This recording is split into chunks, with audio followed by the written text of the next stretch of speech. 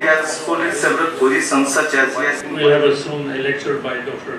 Arvind from the materials like which is a huge.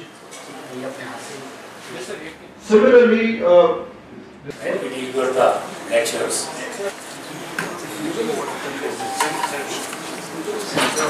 या Islamic university of science and technology में एक nano science का एक centre खोलें, तो ये एक जो वर्कशॉप है ये उसके लिए एक स्टेपिंग स्टोन साबित हो जाए।